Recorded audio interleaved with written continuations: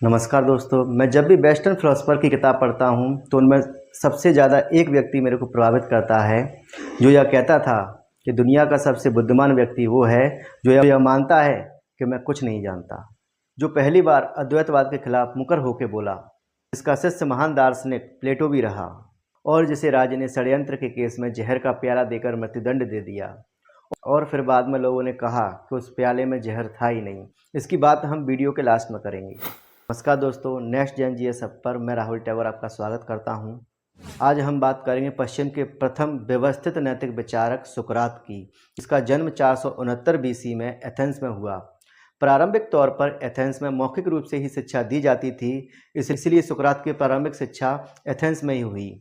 सुकरात बचपन से ही एक जिज्ञासु टाइप के व्यक्ति थे। इसी जिज्ञासा ने सुकरात को महान व्यक्ति बनाया। वह अपनी जिज्ञासा को दूर करने के लिए सवाल करने का तरीका अपनाते थे।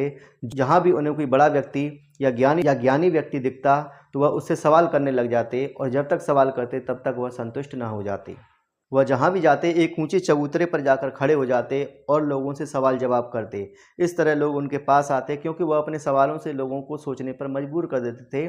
तो लोग उनकी ओर खिंचे चले जाते थे कि ये व्यक्ति कुछ अलग पूछ रहा है और उन्हें सोचने पर मजबूर कर रहा है। इस तरह एथेंस में लोग सुकरात के मुरीद हो गए।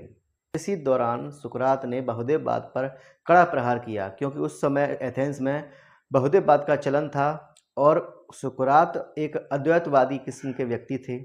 उसने कहा कि अगर ईश्वर है तो एक ही होगा, जिसने इस सारे जहां को बनाया है वो एक ही रहा हुआ, एक से ज़्यादा तो नहीं हो सकता।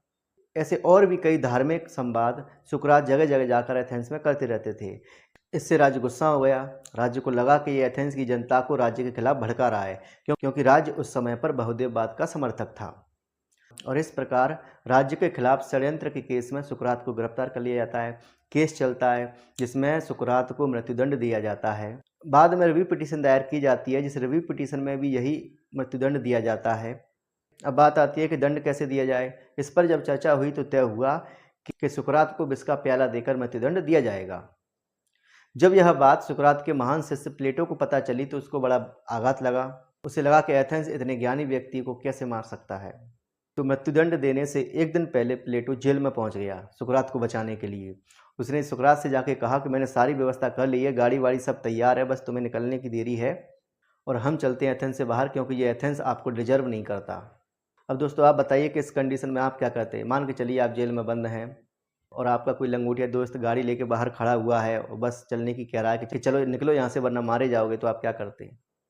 चल चल चल चल चल, गाड़ी स्टार्ट कर। सुकरात कहता है कि प्लेटो तुम कह तो सही रहे हो, परंतु यदि मैं भाग गया तो मैं तो बच जाऊंगा लेकिन मेरे विचार मर जाएंगे, और यदि मैं अपने विचारों पर अडिग रहा तो मैं तो मर जाऊंगा लेकिन मेरे विचार जिंदा रहेंगे। इतना सुनकर प्लेटो लौट जाता है और 399 बीसी में सुकरात को जहर का प्याला देकर मृत्युदंड दे दिया जाता है। दोस्तों क्या आप भी इस एडीबीसी में कंफ्यूज हो? अगर आप हो तो कमेंट में ज़रूर बताएं। मैं इस पर एक सेपरेट वीडियो बनाऊंगा। मृत्युदंड के बाद सुकरात की ख्याति और बढ़ गई, उसके विचार और ज़्यादा फैलने लगे। और अब वह बात जिसकी बात मैंने वीडियो के शुरू में की थी, जो थंबनेल में भी लिखा हुआ है, उस समय के विद्वानों ने कहा कि उस प्याले में जहर था ही नहीं। अगर होता तो वह मर जाता, लेकिन वह तो और प्रसिद्ध हो गया। दोस्तों सुकरात की कहानी पसंद आई हो तो इस वीडियो को लाइक करें, शेयर करें और इस चैनल को सब्सक्राइब करें। जय हिंद।